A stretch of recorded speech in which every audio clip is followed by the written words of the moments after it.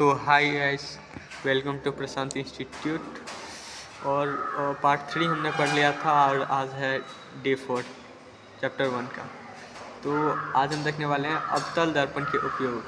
अवतल दर्पण का उपयोग कहाँ कहाँ होता है? तो हजामती दर्पण के रूप में, जैसे कि हेयर वेयर बनवाने के लिए जो जाते हैं तो सैलून में जो लगा होता है वो हजामती दर्पण होता है, उसे ही कहते हैं। उसमें अवतल दर्पण का उपयोग होता है।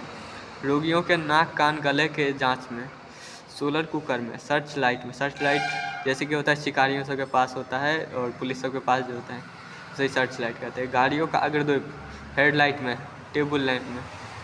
उत्तल दर्पण का उपयोग, उत्तल दर्पण के भी दो उपयोग। उत्तल दर्पण का ज़्यादा उपयोग नहीं है, स्ट्रीट लाइट में और साइड मिरर के रूप में। स्ट्रीट लाइट जो होता है गलियों में लगा होता है और हाईवे सब पर।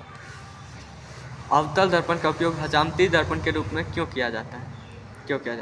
क्योंकि वे चेहरे का बड़ा, सीधा तथा काल्पनिक प्रतिबिंब बनाते हैं। तो पूछा जाएगा कि अवतल दर्पण का उपयोग हजामती दर्पण के रूप में क्यों किया जाता है? तो कहना है कि वे चेहरे का सीधा, बड़ा और काल्पनिक प्रतिबिंब बनाता है, जिससे हजामा जो केस काटता है उसे आसानी होती है। अगला है अवतल दर्पण का उपयोग सोलर कुकर में क्यों किया जाता है? सूर्य से आने वाली प्रकाश की समांतर किरणें को और उन किरणों के साथ आने वाली ऊष्मीय विकिरण को फोकस कर अभिसरित कर देती है। फलस्वरूप ताप बढ़ जाता है, एक जगह एकत्रित कर देती है सभी। जैसे कि यहाँ पर आ रहा है प्रकाश की किरण, तो ये एक जगह एकत्रित कर देती है, जिससे उससे हीट जो जनरेट होता है वो ज़्यादा हो जाता है। फलस्वरूप ताप बढ़ जाता है और खाना पकाने में सुविधा होती है। ठीक इसी तरह धूप में कागज़ के टुकड़े को जलाना हो तो कागज़ को टुकड़े को फोकस पर रखना होगा। जैसे कि ये है लेंस है, यहाँ पर जैसे प्रकाश आएगा ना तो वो एक जगह यहाँ पर एकत्रित कर देगा, तो ये फोकस हो गया। अगला क्वेश्चन है अवतल दर्पण का उपयोग गाड़ियों के अग्रदीप में क्यों किया जाता है या टेबल लैंप में क्यों किया जाता है? क्योंकि प्रकाश की किरण को फोकस से भेजा जाता है तो वे प्रधान अक्ष के समांतर हो जाती है। इस गुण के कारण ही अवतल दर्पण का उपयोग हजामती दर्पण के रूप में किया जाता है। और इसमें अगला है उत्तल दर्पण का उपयोग स्ट्रीट लाइट में क्यों किया जाता है? जब प्रकाश की किरणों को प्रधान अक्ष के और उसके समांतर भेजी जाती है तो सभी परावर्तित किरण फोकस से फैलती हुई परावर्तित हो जाती है। फोकस से जो परावर्तित हो जाती है।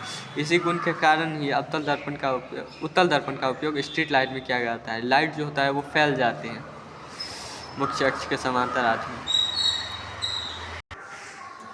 और अगला क्वेश्चन है उत्तल दर्पण का उपयोग साइड मिरर के रूप में क्यों किया जाता है? उत्तल दर्पण में बना प्रतिबिंब सीधा और छोटा होता है और उत्तल दर्पण का दृष्टि क्षेत्र भी बहुत बड़ा होता है। दृष्टि क्षेत्र जो होता है वो बहुत बड़ा होता है उत्तल दर्पण का, और इससे सीधा और छोटा प्रतिबिंब बनता है। इसीलिए उत्तल दर्पण का उपयोग साइड मिरर में किया जाता है और ये बहुत छोटा प्रतिबिंब बनाने का कारण इसका दृष्टि क्षेत्र जो होता है वो बहुत विकसित होता है। इसीलिए इसका उपयोग जो होता है बाइक या कार, बसों, वाहनों के साइड मिरर में किया जाता है, पीछे की गाड़ियों को देखने के लिए। अगला है एक अवतल दर्पण के सामने कागज़ के टुकड़े को कहाँ पर रखा जाए ताकि वह जलने लगे? यह घटना क्यों होता है? कारण को लिखें।